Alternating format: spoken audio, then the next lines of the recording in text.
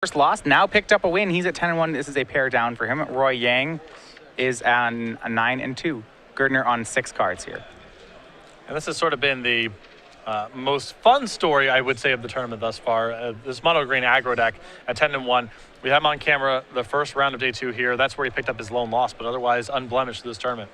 Yeah, not the deck I expected to see at 9-0 for sure. If you gave me 10 guesses, I wouldn't have gotten it. Starts out with Tournament Elvish Mystic on the play. Roy will play a Temple of Abandon. And the speed of Steven's deck, I think, can capitalize on the fact that Roy has built a slower red-green style deck. You see cards like Mastery of the Unseen in Roy's hand. I don't expect that to come up. Well, Mastery of the Unseen and Elspeth are much the same story. If Roy's able to stabilize the game, those cards are capable of winning on their own. But they are very slow. Mastery of the Unseen requires a lot of investment, and if Steven's cranking out 3 toughness or greater creatures, it can only do so much work. And Elspeth is 6 mana. So if those cards are good for Roy, it's a sign that he's stabilized the game in some other fashion. But he could definitely fall behind. And what a suspicious play here from Steven. Turn 2, plays a forest, no swing of Elvish Mystic, say go.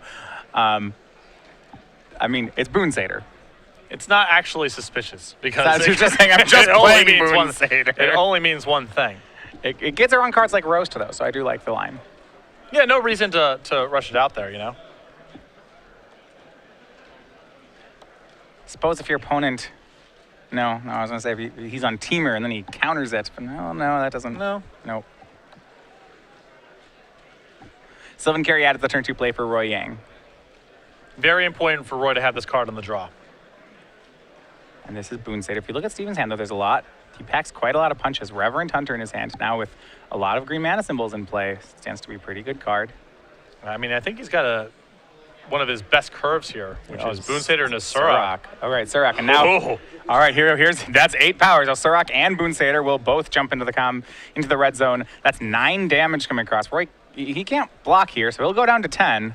Steven bringing some heat already. Mastery Unseen looking a little slow for this game right now. Got some work to do on the board before we can really get to that. This has been my favorite Surrak deck, I think, that I've seen to this point. The mana acceleration is just so reliable. Part of the problem with Surrak and other decks, you know, you look at it in red-green style decks. We saw it at Obzon Agro. Brad Nelson's team played it at the recent Pro Tour.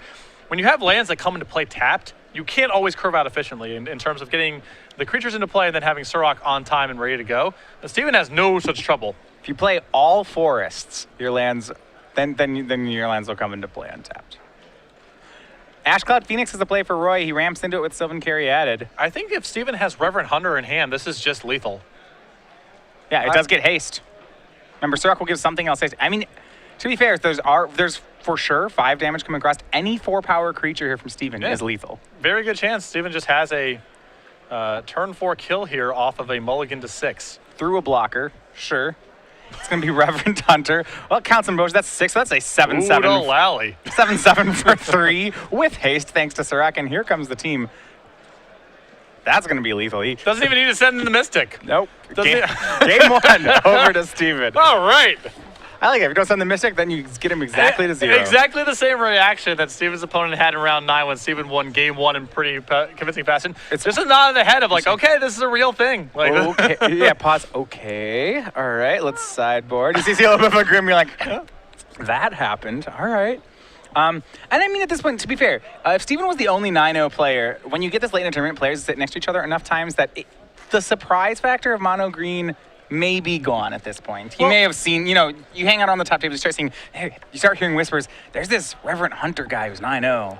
That's likely, although Roy has 2 losses, so it's possible he's actually been kind of far away from Steven for the duration of the tournament, or for a lot of it, because Steven was undefeated until round 10. But there have been some rumblings around the tournament hall about this mono green deck, and you just got to see it on display there. Turn 4 kill, off of mulligan to 6, through a blocker. All right, well, if you're wondering about the pins on our jackets, we're telling you those are part of our StarCityGames.com creature collection. These do coincide with the game night pins as well. But the creature collection, we now have our spring of 2015 collection ready to preview. These are the ones that we have on our Star City game night pins. So these are the creatures. You see the kitten, the bee, and the bunny. These are available on sleeves, playmats, and dice bags. Adorable here. And every season we debut another part of our parody series. And this one is going to be the Delver of Squeakrits over there on the playmat. See, Holding that cheese very lovingly. A lot of cool little parodies going on that playmat. It is not double-sided, for those of you who have asked. All of these items are available at StarCityGames.com/Creature Collection, or you can just head over to the dealer booth at any Open or Grand Prix that we're vending at. I never thought to ask that. Yeah, if it's a double-sided playmat. Yeah, there's some logistical hurdles with the double-sided playmat. It also gets really dirty. I don't think that would. How would that work? You'd have to have, then both sides would be grippy. And you would that also would be awful to play on. You'd also have to flip it mid-match sometimes, assuming that you wanted to flip it under certain game states. So it's just not a good thing to do. But it's been asked. What would he flip into? A insect? An insect rodent? Someone had a good pun about this a couple of weeks ago when this question came up, but I don't remember it. In any event, StarCityGames.com/Creature Collection. You can get your items today. Come up with 2 puns. I don't have wordplay on insectile aberration. That one's harder than. Someone had a good one. Someone last week or 2 weeks ago tweeted a good one at me. So all right, they're out there. Tweet a good one. What would he flip into? I want to see some answers. Could flip into the cheese. Thank you. Into the cheese stands alone. Yep. Yeah, sure. That would work. Great art. Our lovely producer just throwing that one up there for us. Great art. So moving on the sideboard here, Roy, who will be on the play here, playing Naya mid-range, 2 copies of Outpost Siege, 2 copies of Roast, 2 copies of Anger of the Gods, 2 copies of Arc Lightning, a Hornet Nest, a Nissa Worldwaker, an Arbor Colossus, a Hidden Dragon Slayer, a Dromoka's Command, a Dragon Lord Dromoka, and Ugin the Spear Dragon. Great options here. I like Roast a lot in the matchup, Anger of the Gods, Arc Lightning, the Hornet Nest. I think Arbor Colossus is just a good sturdy blocker. It's very big. Obviously, the Flying Claw is not really going to come up against Mono Green, but I think it's just so big. Hidden Dragon Slayer is a very nice option. I think Dromoka's Command and Dragon Lord Dromoka can come in here. Roy's got great options to bring to the table. I mean, that match to me had flashbacks. If you remember back at the Season 2 Invitational, almost a year ago, our Season 2 Invitational, champion was Tom Ross, and playing a match, I remember he playing Boss Sly against red-green monsters, a really similar deck, a red-green Caryatid deck. Just thinking, the red-green player's on the draw, plays turn 1 Temple, turn 2 Caryatid, untaps and is dead.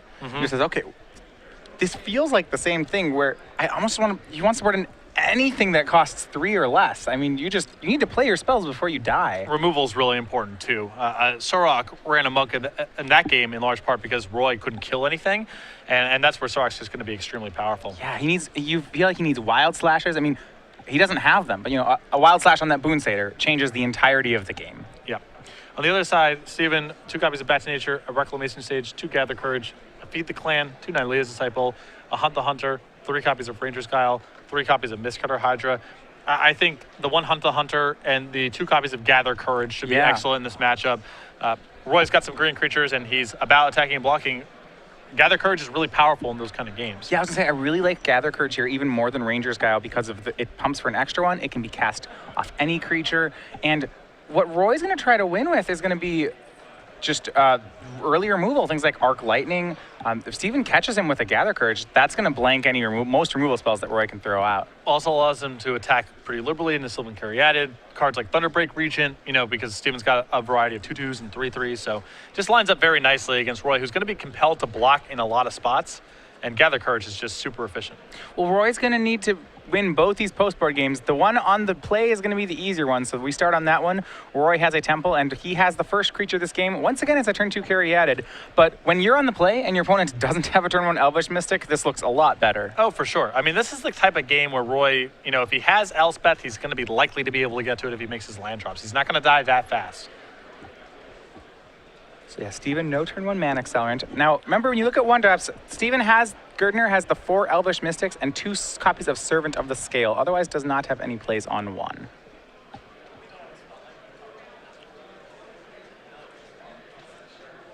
There are 2 copies of Nykthos in his hand. Only plays the 2 copies. Does not have a ton of mana sinks in his deck. Avatar of the Resolute. This is the play for Steven. Actually a quite powerful card.